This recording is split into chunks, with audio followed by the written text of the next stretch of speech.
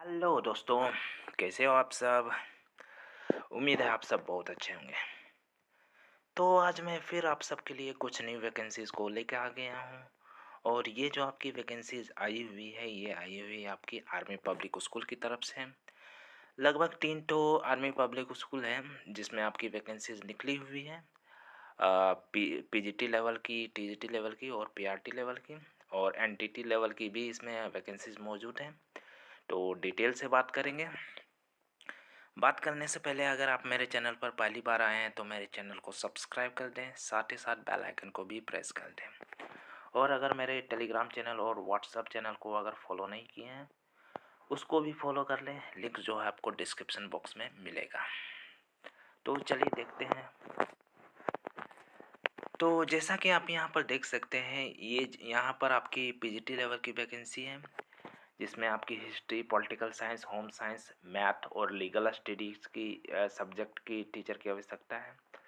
साथ ही यहाँ पर टीजीटी लेवल की English, Hindi, biology, math, history, geography, home science, computer science और फिजिकल एजुकेशन और योगा टीचर की आवश्यकता है। साथ ही यहाँ पर पीआरटी लेवल पर all subject teacher, art and craft, computer science, PAT teacher और स्केटिंग कोच की आवश्यकता है।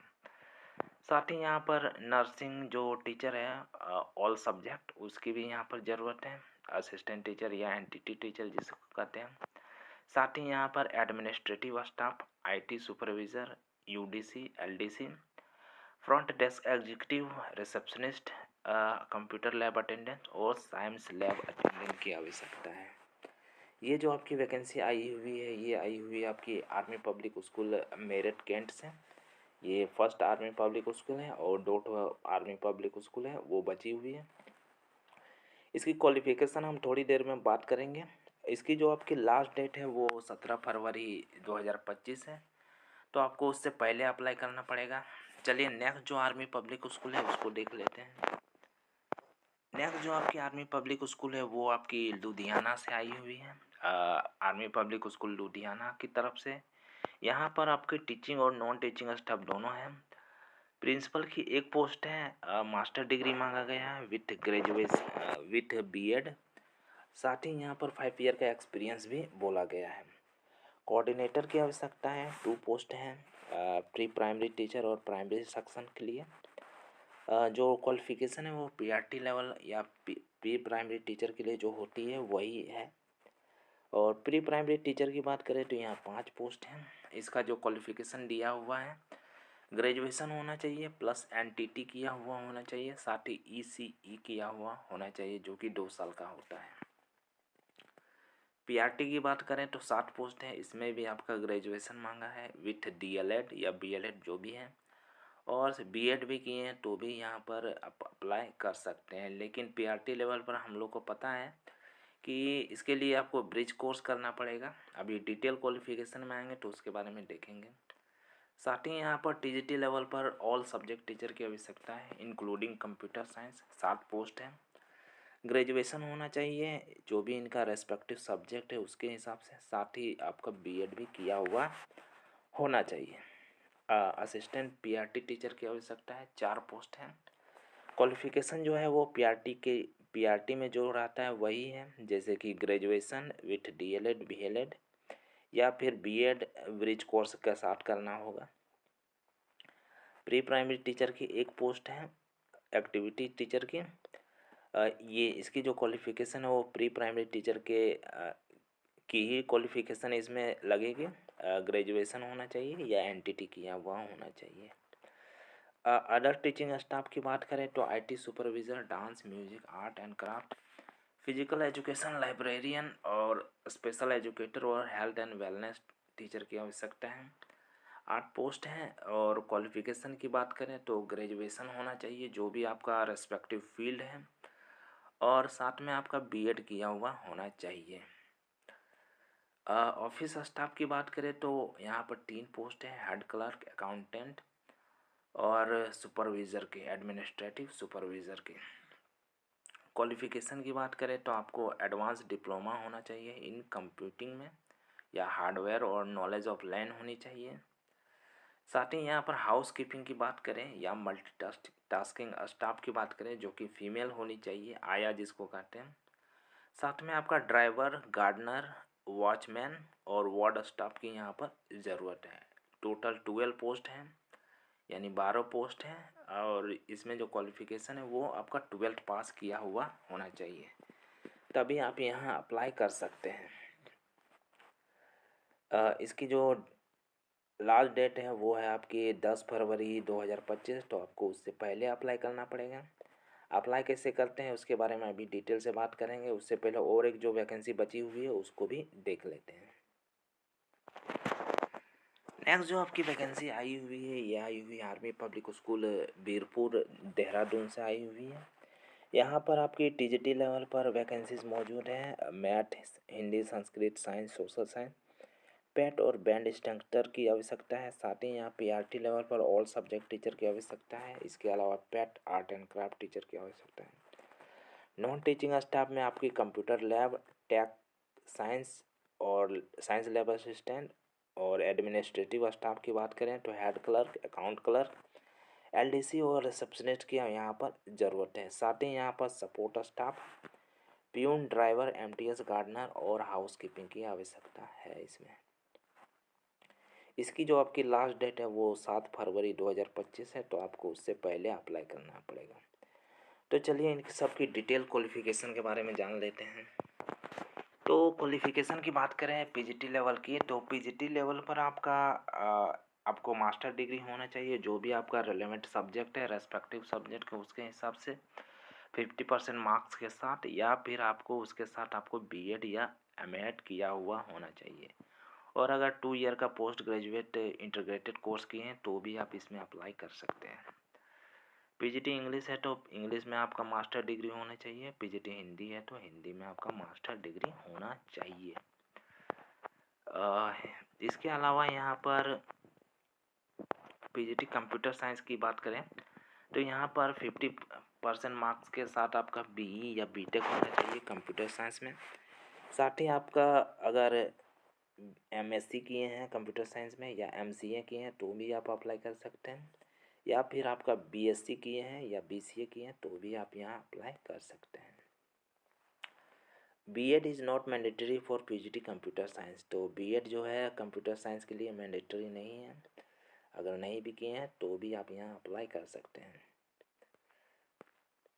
पीजीटी फिजिकल एजुकेशन की बात करें तो यहाँ पर बीपीएड होना चाहिए विथ 55% मार्क्स के साथ, तो ही आप फिजिकल एजुकेशन में अप्लाई कर सकते हैं पीजीटी लेवल पर। टीजीटी की बात करें तो टीजीटी में आपकी ग्रेजुएशन किया हुआ होना चाहिए 55% मार्क्स के साथ विथ बीएड, या फिर 4 ईयर का जो इंटीग्रेटेड कोर्स होता है अगर वो भी किए हैं तो भी आप अप्लाई कर सकते हैं। ग्रेजुएशन में आपका जो भी जिस सब्जेक्ट से अप्लाई कर रहे हैं वही सब्जेक्ट आपका तीनों साल होना चाहिए।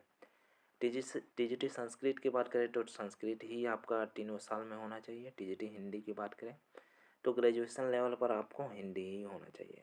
यहाँ पर टीजीटी एसएसटी की बात करें तो हिस्ट्री, ज्योग्राफी, इकोनॉमिक्स या पॉलिटिकल साइंस में से कोई 2 सब्जेक्ट आपका होना ही चाहिए ग्रेजुएशन लेवल पर। और टीजीटी साइंस की बात करें तो इसमें आपकी बॉटनी, जूलॉजी, केमिस्ट्री या फिजिक्स जो है आपका तीनों साल होना चाहिए, इनमें से कोई भी 2 subject.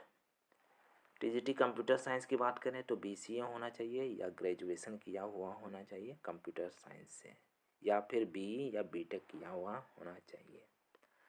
BEd qualification is not available for TGT, यानी कि टीजीटी कंप्यूटर साइंस के लिए अगर आप बीएड नहीं की भी किए हैं तो भी अप्लाई कर सकते हैं। टीजीटी लेवल पर आपको जो है सीटेट क्वालिफाई होना ज़रूरी है, तो अगर सीटेट पास किए हैं तो ही आप यहाँ अप्लाई कर सकते हैं। टीजीटी फिजिकल एजुकेशन की बात करें तो यहाँ पर बीपीएड किया हुआ होना चाहिए विथ 50% मार्क्स के साथ। पीआरटी की बात करें तो पीआरटी में आपका ग्रेजुएशन किया हुआ होना चाहिए विथ 50% मार्क्स के साथ, और साथ ही यहाँ पर बीएलएड या डीएलएड किया हुआ होना चाहिए, जो 2 ईयर का होता है वो वाला। एनआईएस डीएलएड इसमें अप्लाई नहीं कर सकते हैं। Candidate with B.Ed or integrated B.Ed can also apply with fulfill of condition of 6 month of BD PT pet bridge course. तो B.Ed वाले भी अप्लाई कर सकते हैं, लेकिन कंडीशन ये है कि आपको PD कोर्स यानी ब्रिज कोर्स आपको करना पड़ेगा विद इन 2 ईयर में। साथ ही आपका सेंट्रल टेट जो पेपर 1 है वो पास किया हुआ होना चाहिए। इसके अलावा यहाँ पर स्किल एजुकेटर की बात करें तो ग्रेजुएशन होना चाहिए, डिप्लोमा इन कंप्यूटर साइंस होना चाहिए या ग्रेजुएशन किया हुआ होना चाहिए। BCA या BSc में एज जो है 40 ईयर से कम ही होनी चाहिए फ्रेशर के लिए, और एक्सपीरियंस के लिए 57 ईयर तक अप्लाई कर सकते हैं अगर 5 ईयर का एक्सपीरियंस है तो।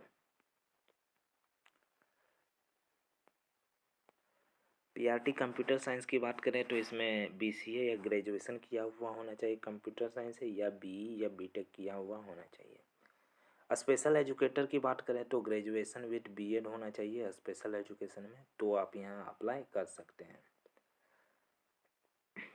IT सुपरवाइज़र की बात करें तो एडवांस डिप्लोमा होना चाहिए, diploma in computer hardware knowledge होनी चाहिए, नेटवर्किंग लैन एडमिनिस्ट्रेशन की आपकी नॉलेज होनी चाहिए, ऑपरेटिंग सिस्टम वगैरह की।